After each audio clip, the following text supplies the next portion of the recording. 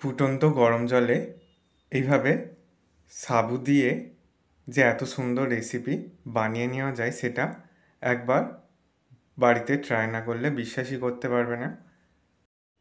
যে কোনো উপোসের দিন হোক বা হঠাৎ করে মিষ্টি জাতীয় খেতে ইচ্ছা করলে এইভাবে সাবু দিয়ে তৈরি করে নিতে পারো এই অসাধারণ রেসিপি। আমি প্রথমেই দেখো সাবুটাকে সিদ্ধ করে নিয়েছি। সাবুটা সিদ্ধ হতে 5 মিনিট সময় লেগেছে। এবার একটা স্ট্রেনারের মধ্যে নিয়ে সাবুটাকে ছেঁকে নিলাম। তারপর ঠান্ডা জল দিয়ে ভালো করে সাবুর যে আঠালো ভাবটা থাকে সেটা ধুয়ে নিয়েছি। এবার ওভেনে কড়াই বসিয়ে 1 চামচ ঘি দিয়ে দিয়েছি। ঘি দিয়ে প্রথমে আমি কিশমিশ আর কাজু বাদামটাকে ভেজে নিচ্ছি।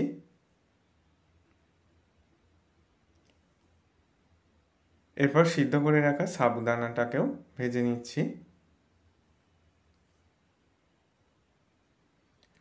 সাবুদানাটা এইভাবে সিদ্ধ করে নিলে তাড়াতাড়ি রেসিপিটা হয়ে যাবে। তোমরা চাইলে এই সাবুদানা আগে থেকে ভিজিয়েও রাখতে পারো।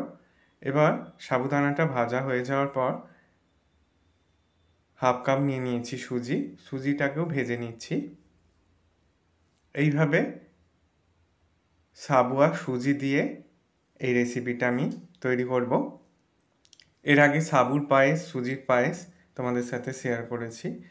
আজ তোমাদের সাথে সাবু আর সুজি দিয়ে একসাথে পায়েসের রেসিপি শেয়ার করব। সুজিটাও ভাজা হয়ে গেছে। এবার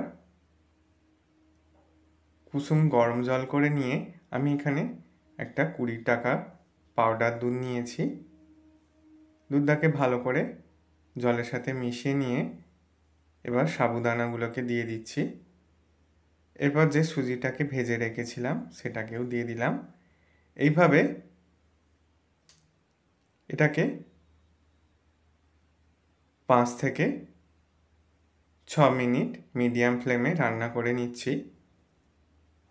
2টো এলাচ ফাটিয়ে দিয়ে দিলাম। এই সময় তোমরা চিনিও মিশিয়ে নিতে পারো, তবে আমি এর মধ্যে চিনি মেশাবো না। ভেজে রাখা কাজু কিশমিশগুলোকে দিয়ে দিলাম। পায়েসটা রেডি হয়ে গেছে। গ্যাসের ফ্লেম অফ করে দিলাম। তারপর 2 মিনিট রেখে দেওয়ার পর এইভাবে বাতাসা গুঁড়িয়ে দিয়ে দিচ্ছি। আমি এখানে চিনির পরিবর্তে বাতাসা মিশিয়ে নিয়েছি। তবে বাতাসাটা এটা গরম অবস্থাতে দিলে হবে না, তাহলে দুধটা কেটে যেতে পারে। আর ওপর থেকে একটু নারকেল কোড়া দিয়ে দিয়েছি। তারপর ভালো করে মিশিয়ে নিলেই তৈরি হয়ে যাবে সাবু আর সুজি দিয়ে দুর্দান্ত স্বাদের পায়েসের রেসিপি। এই রেসিপি একবার বাড়িতে ট্রাই করে দেখতে পারো, ভীষণই ভালো লাগবে। আশা করি রেসিপিটা তোমাদেরও ভালো লাগবে। ভালো লাগলে বন্ধুদের মধ্যে অনেক শেয়ার করো। লাইক কমেন্ট করতে ভুলো না। সকলে সাবধানে সুস্থ থেকো। ধন্যবাদ।